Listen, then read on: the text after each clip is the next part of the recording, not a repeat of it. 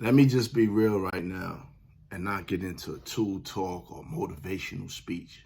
Let me just give it to you raw right now.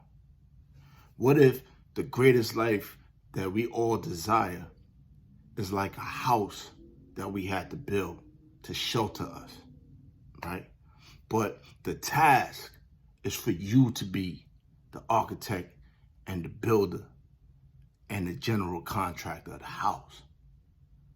So many of us are afraid to put bricks down based on the experiences that we have, based on the trauma that we have, based on the lack of trust, lack of nurturing, lack of response from our parental love and nurturing, the lack of our community to be trusted. We're afraid to put the bricks down.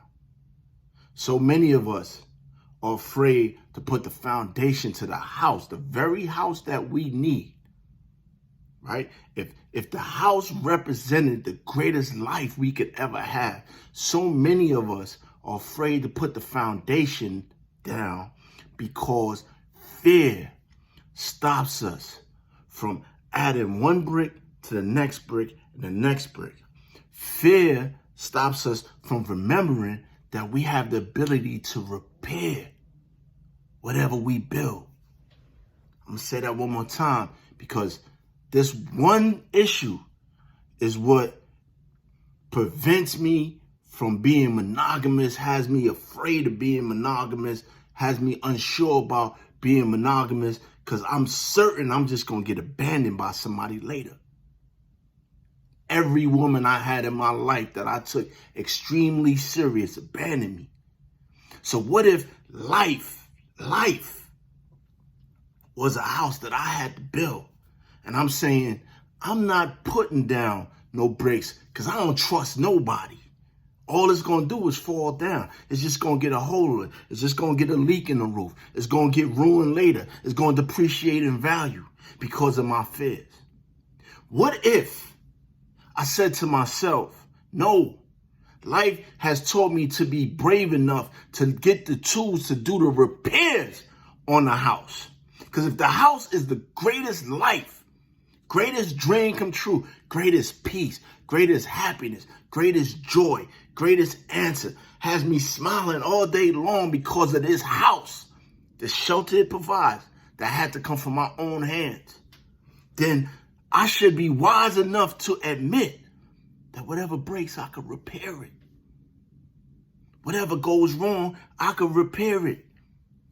If my trust is violated, I can repair that. If a tornado comes and takes off the roof, I still can survive through that. I've been through worse. If the basement gets flooded, it's okay. I know how to pick up a bucket and throw the water someplace else or get a sump pump and let it do all the work for me.